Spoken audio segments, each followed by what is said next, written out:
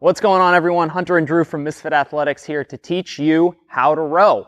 Yes, absolutely. Going kind of fundamentals style here today for the video. The rower is one of the first things that we all got on when we started CrossFit. For some of you OGs out there, these were the only machines that you had. No assault bikes, no ski ergs, nothing fancy like that. It was hop on a rower and just rip on that thing. But so many CrossFitters do it poorly and inefficiently, so we're here to try to clean that up. So we're gonna go kind of Barney style, back to basics. First things first is the foot pad setup.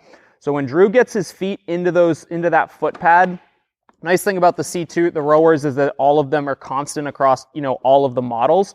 But basically when Drew puts his foot in here, he should be able to come forward into what's called that catch position once he tightens the straps down. And he should not, the strap should not prevent his ankles from kind of going into that dorsiflexion. So if the strap is preventing his ankles from expressing that full range of motion, we need to change the setting, okay?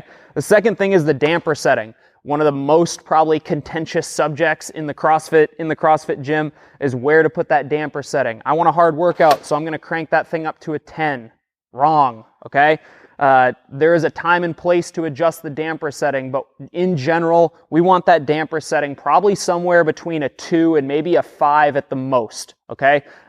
Especially when we're just getting started. So when we have the damper setting set up correct, we've got the foot pad set up, now we need to actually row. And what we're gonna do is teach you how to do this kind of backwards. So Drew's actually gonna extend his legs completely and bring that handle to his chest.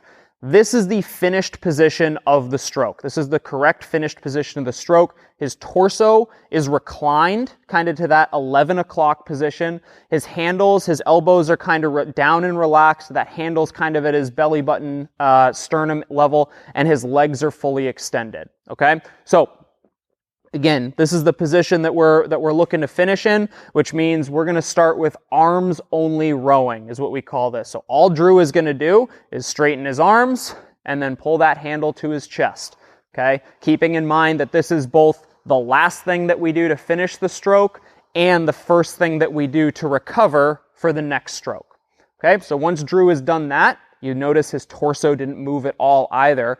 Now we include the body. So we're going to do body and arms rowing. So Drew is going to actually start, I'll have you start leaned back. Okay, we'll start in that finished position.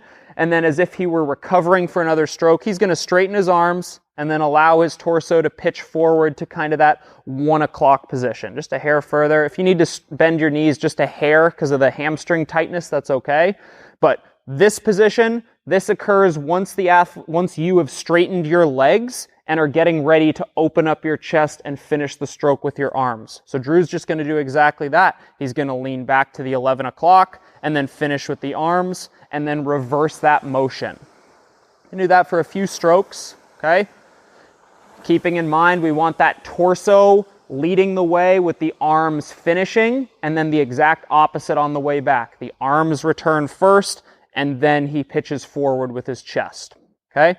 So we've got arms only, we've got body and arms rowing, and now we incorporate the leg drive. And this is where you get the most power and is also where the most common faults occur. So Drew is in his finished position. He straightens his arms, he pitches forward, he bends his knees, and he's gonna freeze in what we call the catch position. In this forward catch position, we're looking to maximize as much of the chain as we can without kind of compromising our positioning.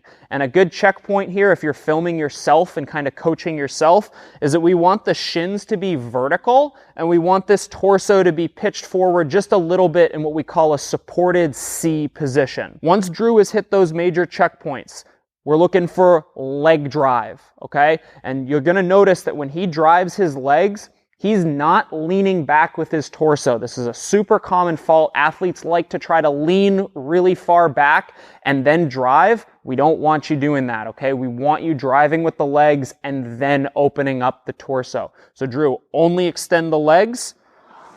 Notice that torso angle didn't change much. Then he leans back and then finishes with the arms. On the way back, we just reverse it, arms, torso, legs, and then drive.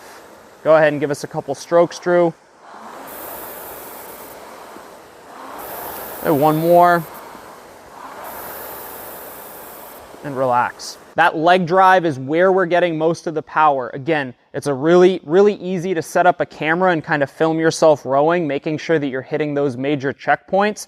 Sequencing is super important, making sure that our arms and legs are kind of being used in the correct order, and then we're getting the most out of our lower half as possible. All right, guys, if you can keep these points of performance in mind, your rowing is going to be so much smoother. This is such an important machine in our sport, both whether you're trying to compete at a high level or just trying to get fit at the affiliate level. We have to know how to maximize the power and the efficiency of your body on this machine. Give it a shot. We'll see you next time.